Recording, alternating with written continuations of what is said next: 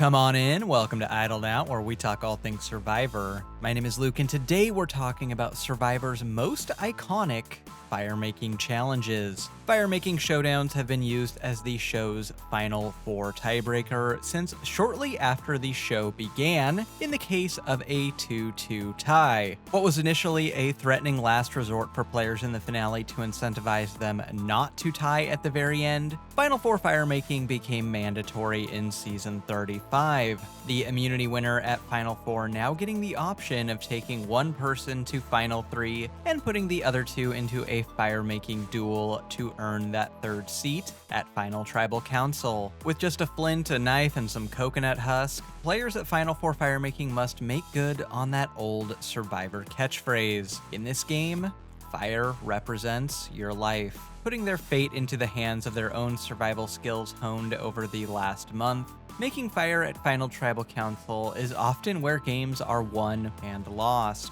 Of course, not all fire-making challenges are created equal. We've had a little over a dozen fire-making challenges over the years, but 5 stand out to me as the most iconic of all time. So let's count them down. All that said, let's take a look at Survivor's most iconic fire-making challenges ever.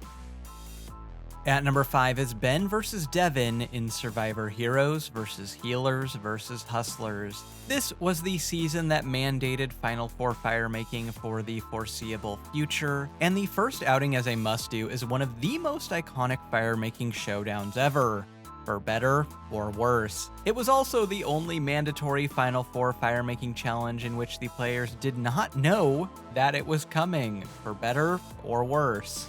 Okay, that's for worse. That is definitely for worse. For the second half of the post-merge, literally everyone wanted Ben out, but a series of strategically dropped Ben bombs kept them from removing the biggest threat in the game. At the Final Four Immunity Challenge, where the players had to spell out this season's name on a board shakier than this season's theme, Ben is a single upside-down U away from winning. But after Jeff tells him something's wrong and he needs to correct it, Ben loses almost his entire stack of letters while correcting his spelling error. When Chrissy wins Final Immunity, the relief from her, Ryan, and Devon is palpable. At the last second, they've taken out Ben and made Final Tribal Council together. Now it's just time to kick back, relax, and read this celebratory note Probst gave me. Oh, motherfucker. As part of her immunity win, Chrissy received a so-called advantage. Chrissy's advantage is the knowledge that this season is introducing Final Four fire-making, confirming that Ben will have one last chance to save himself. Chrissy, of course, tells Devon right away that he's going to have to make fire against Ben tonight. And, get practicing, bud. Devon makes good use of this time and knowledge. At Tribal Council, the era of Final Four fire-making truly begins. The challenge itself is pretty quick. Devon's laid-back approach is no match for Ben's quick attempts at getting a spark, which quickly turned to flame, his cord burning and snapping before Devon even has much going on. Ben wins the fire-making showdown and the game right here. At the time, this surprise fire-making challenge was not terribly well received, and some viewed it as a blatant attempt to give Ben one last chance in the game. I think the fact that it's permanently stuck around has proven that hypothesis wrong. Either way, Ben's Final Four fire-making win is undoubtedly one of the most iconic fire-making moments ever. And I also feel like there's a good lesson to be learned from Devon here, too. Something about practice making something, or something making perfect, I don't know, it'll come to me. At number 4 is Stephanie and Bobby John's fire-making showdown in Episode 8 of Survivor Palau. This is the only fire-making challenge to take place outside of the Final Four. And while the challenge itself isn't the most exciting challenge in the world, they were clearly learning how to edit and produce something like this. It's still one of the most memorable moments of Survivor's first 10 seasons. But let's backtrack. Why was a fire-making challenge taking place at Final 10? Well, the answer is Oolong sucks. Possibly more than Karen. This fire-making challenge was the direct result of the Oolong tribe's complete decimation during the pre-merge portion of this season. In episode 1 of Palau, the producers let the tribes divide themselves via schoolyard pick'em, and it's all downhill from here for Oolong. Just looking at them, they are the stronger tribe by far. Younger and fitter, on paper, this tribe should dominate. But from moment one, they make baffling decision after baffling decision, starting things off by voting off the oldest member of their tribe, Jolanda, a woman who could have been a great leader for this tribe, if only they wanted to listen. It's all downhill from here, and they lose every single immunity challenge and all but 3 reward challenges from here on out. This rudderless, Hindenburg-esque train wreck of a tribe gets me so frustrated I mix my metaphors. Ashley and Kim are dead weight. Jeff Wilson, who's next in line for the tribe leadership mantle, steps on a coconut, rolls his ankle, and asks to go home. People who look like they should be physical powerhouses are terrible at challenges. Not even having Dobby the house elf could save this tribe. Eventually, this tribe is whittled down to just Stephanie and Bobby John. It's not that they were the 2 best members of Oolong, they were just the 2 least bad. When they again lose the episode 8 immunity challenge, we're officially in uncharted territory. To see who becomes the sole survivor of Survivor's saddest tribe ever, Stephanie and Bobby John engage in a fire-making challenge. The challenge itself is nothing to write home about. The producers made the mistake of giving them matches, making this end way too quickly. But it's the stakes here that make this challenge so iconic and so exciting. Stephanie beating Bobby John and becoming the only person to make it out of Oolong instantly vaulted her into Survivor superstardom. That shot of her sitting alone at a tribal council set that once housed 8 of her other tribe mates, and her uncertainty over what comes next is just incredible TV. This was such a memorable moment, in fact, that Survivor brought Steph and Bobby John back the very next season as tribe captains. You know, for their great leadership. At number 3 is the Final 4 fire-making challenge between Rick Devons and one other player in Survivor Edge of Extinction. In Edge of Extinction, the titular twist threw a major wrench in the endgame plans of the Final 5, which was supersized to a Final 6 at the start of the last episode. The Edge of Extinction was a type of Survivor purgatory, a place that eliminated players were sent to where they had to endure days or even weeks of harsh conditions, little food, and a guaranteed reaming when they walked in the door, just for a sliver of a chance to re-enter the game at the end. You can bet your rear end you're gonna get it tomorrow from me, just so you know.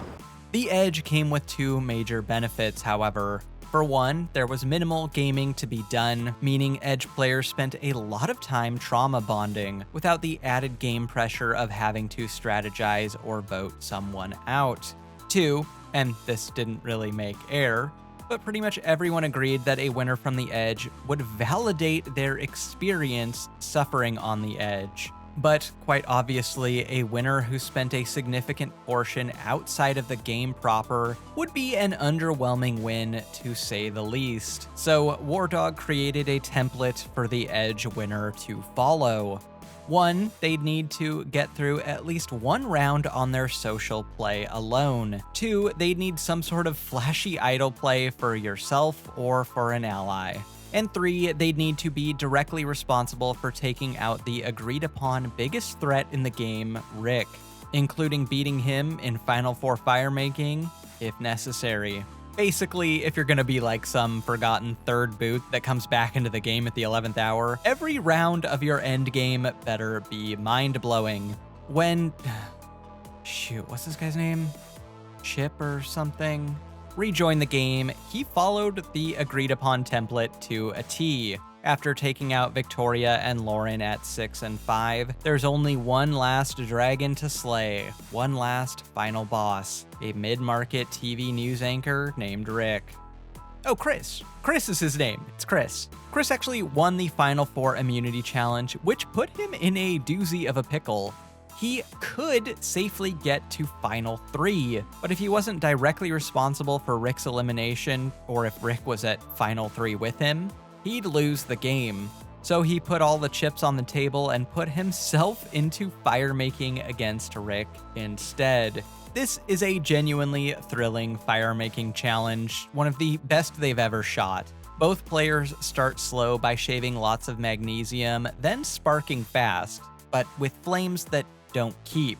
It's Chris who gets a decent flame first, giving him a head start which he uses to build a solid foundation for his fire. By the time Devon gets his fire going, it's too late, and Chris is just too far ahead to catch, and he wins, sending Rick Devons to the jury. This is the first and so far only time someone's actually given up immunity to take down the biggest threat in fire making themselves, and it was an undeniably ballsy move that capped off Chris's post-edge game in style. I'll give credit where credit is due. It's probably the best move by a third boot ever. At number 2 is the fire-making showdown between Tony and Sarah in Survivor Winners at War. The Tony and Sarah alliance, the unfortunately named Cops R Us, is one of the most iconic two-person alliances ever. They played 3 seasons together. He won the first one, she won the second one, and the ending of Winners at War, where they are forced to compete against one another in a fire-making competition where one of them would almost certainly go to the final 3 and win the $2 million prize, ends up being a touching capstone to their 3-season arc, and a beautiful conclusion in general to the most hyped season of all time. As close friends in and outside the game, Tony and Sarah largely worked together the entire time. They kept each other safe on Decall and legitimately ran the post-merge as a team. They got to Final 4 together with Michelle, who was on the outs basically the entire post-merge and thus drawing dead with the jury, and first boot Natalie, who came back from the edge of extinction. Natalie wins the Final 4 immunity challenge, but for some reason opts not to follow the Underwood template and put herself into fire making against Tony, the agreed upon biggest threat. You know, the one thing you have to do if you're gonna be one of the first people voted out and magically just show up at Final 5. Instead, Natalie decides she'll leave who she loses to up to fate by putting Tony and Sarah into fire making. There's a lot at stake in this challenge, both game-wise and emotionally. Tony and Sarah are close friends in real life.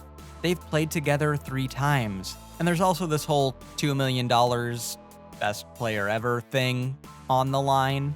They take different approaches to starting fire. Tony scrapes magnesium off the flint, while Sarah decides to build a nest first. The entire challenge is incredibly tense and well edited.